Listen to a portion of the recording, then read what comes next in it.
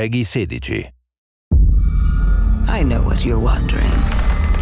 What is true and what is false?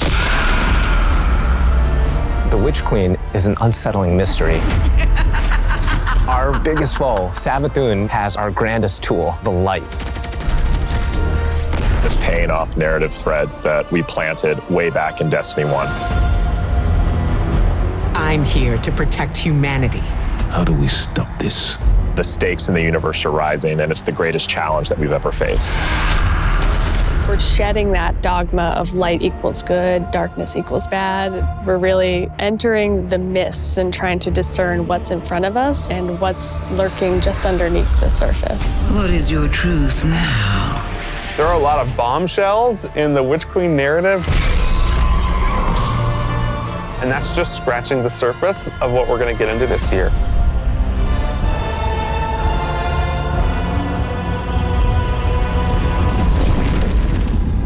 Witch Queen and Season of the Risen is chapter 1 and the beginning of the end for the Light and Darkness saga. We're really getting to the core of what it means to be a guardian. We are looking at and asking big questions about the light and darkness. We have a big bad that we've been anticipating for a really long time coming back in the form of Savathûn. Savathûn's had a hand in most of the major conflicts that we've been involved with. We've heard about Savathûn for years and just bits and pieces, and then you see it slowly building over seasons until we come to this huge critical point. Savathûn's no longer just someone you hear about. She's not just interfering in little ways. She's now ready to take center stage. Sight. 1, 2, 3. Savathûn, she's larger than life. We wanted to make her feel imposing and very regal and dancing through motion in some way. Light offers us a fresh start. She's very manipulative. She is very ethereal, but she also has that creepiness to her as well. She promised she'd help us out with this pyramid ship problem that's coming our way. But the reality of the situation is Savathûn is only on Savathûn's side. We've outlived our purpose, and it is to Savathûn's benefit to wipe us off that chessboard. She's lived among us. She has played us for fools. She knows us inside and out. And she's been a step ahead of us, the whole way. So how do you beat someone like that? It isn't too late. You can still be forgiven. Be careful. I'll hold you to it. In order to beat Savathûn, you need to understand Savathûn. Her throne world is a manifestation of Savathûn's own personality, which is in Witch Queen going through a transformation through the light. She has these areas that she's kind of trying to shun and push away. For the old hive areas, it's much more atmospheric, it's very dense, it's very claustrophobic, it's spooky. Then when you make your way into the Lucent hive area, it's a lot more open and broad. It's definitely brighter, it's definitely more lively. We want people to look at it like an impressionist painting, something that's very pretty from far away, but as you get closer, it's not really what it seems. It's very unsettling. You're looking at shapes, you're looking at these things within the world, and you're not entirely sure what they are, and you have to get close and you have to investigate. What's really going to be exciting for players is that they're going to get to play that part of psychic detective, trying to solve the many mysteries of the throne world. Witch Queen campaign, I think, is probably the most ambitious campaign we've made in a very long time. We're building the definitively Destiny campaign, so leaning into the journey you can find in exotic missions or the mechanics you might find in a dungeon. You have to kind of think your way through. You have to figure out hey, what do I need to do next in order to get to the end of this? We've got Savathûn, right? The Queen of Lies. So this campaign is full of surprises. Savathûn has all these abilities, and you got to make sure that all of the abilities of the bosses would be something worthy of her. And as I kept thinking about this, I felt like I was really becoming Savathûn. We've also added the legendary difficulty, which is called Become Legend. It's not for the faint of heart. It's gonna be loaded with these moments that are gonna be frustrating, almost like teeth gnashing, but when you get through those encounters, you're gonna feel really accomplished. Double rewards, yeah. As people who have worked on raids and dungeons before, being able to broaden that experience for any kind of player who comes in is really important.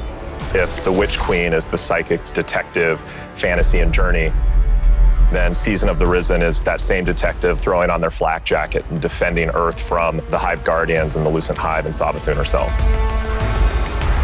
When Savathûn shows up on our doorstep with the light, the first person to lend us help is Keitel. You want us to hit them? I need us to hit them. She's got this light suppressing technology that the Cabal were using in Season of the Chosen, and now she's going to help us use that against the Lucent Hive. When you're working with Keitel, she has a different approach. It's not about asking questions, it's about getting in there and extracting. We don't really understand what happened when Savathûn actually was able to take the light. So the campaign in Season of the Risen in many ways is about that story. Guardians need to stop Savathûn's advance beyond the throne world. And Savathûn poses an existential threat to everyone because she basically has an undead army.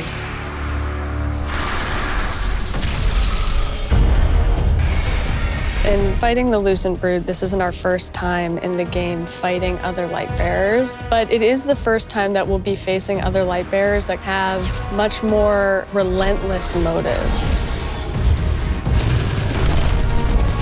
When you look at these Hive Guardians and when they do their abilities, you immediately make that connection like, oh, they are using my powers against me.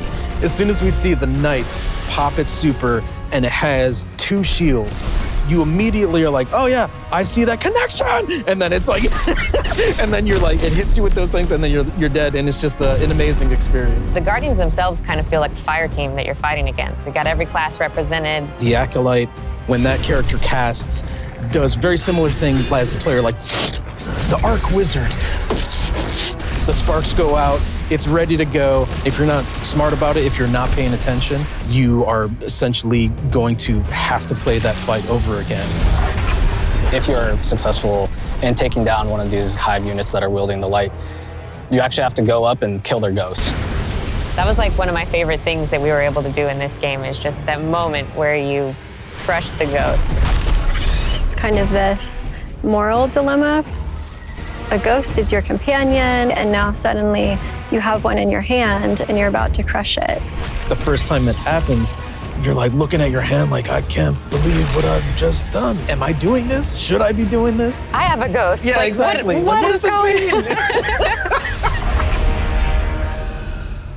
Savathûn and her Lucent Brood are the most dangerous enemies we've faced so far. And so we're gonna need better, more powerful weapons and tools to fight against that threat. We did a bunch of work early on looking at various different types of weapons we could add to the sandbox. We wanted to introduce a special weapon archetype that was effective more at a middle range, but also had these kind of additional roles associated with it. The glaive is a projectile weapon, and it is a shield, and it's a melee weapon.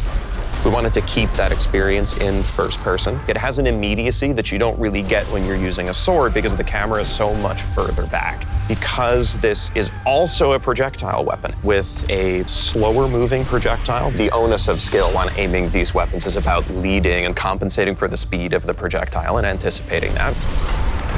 If you're in a really difficult encounter and one of your teammates dies somewhere out in the open where you normally wouldn't be able to get to them, you can bring that shield up and actually get the revive and then fall back.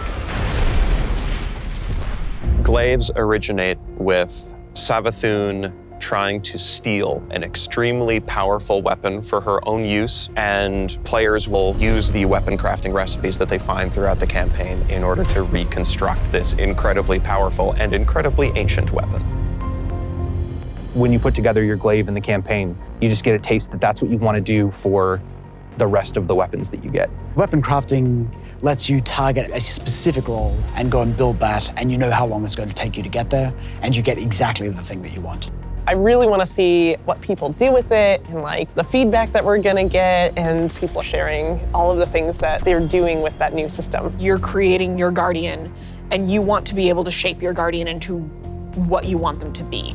And this gives us a great opportunity to continue to do that. This is a really big season for weapons in particular. We've got 8 brand new exotics.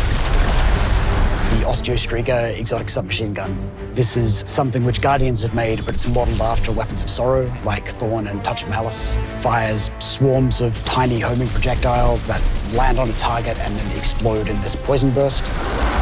We have an exotic machine gun where the whole idea is be the Colossus. You can launch a barrage of up to 20 homing missiles. It's a comical amount of projectiles on the screen. We're doing an exotic glaive for each class this time, and the exotic perks tie deeply into the mechanics of the classes. We think they're going to be really cool additions to build crafting. We've got, the usual suite of raid weapons, destination, activity, seasonal. I recounted it this morning, and I think it's about 50 new weapons. You're going to have 2 new exotic armor for each class, totaling 6, 1 stasis, 1 non-stasis. The Titan stasis exotic. Cast your barricade, and instead of, this Traveler's Light and the Rally barricade, you create a giant wall of ice. Even though this thing is massive, you still get all the benefits of a Rally barricade. Warlock Void exotic, we called them the Devouring Rift legs because we wanted Empowering Rift to feel like it had a place in endgame content the way that Healing Rift does. Empowering Rift doesn't heal you, well, what if it did? In Season 16, you're going to see a massive revamp to the Void subclass system across all 3 classes. This is a huge update and will allow players to build craft in ways that they've never done before. One of the things we wanted to do is create a core set of verbs like we did with stasis. Anyone can run suppressors now. I think that's the pretty cool thing to be able I'm going to be running suppressor grenade probably. We wanted you to feel like you were the energy vampire, feel like you were the Night Stalker, feel like you were that protector, that big Sentinel Titan. So you're going to see things like Bastion, a new Titan aspect, where you take your big old Sentinel shield, slam it into the ground, and create this void barricade that's going to apply overshield to you and your buddies. My favorite aspect is probably Child of the Old Gods. As this warlock controlling space and time, I'm able to rip a hole into another dimension and then pull out this little sentient black hole.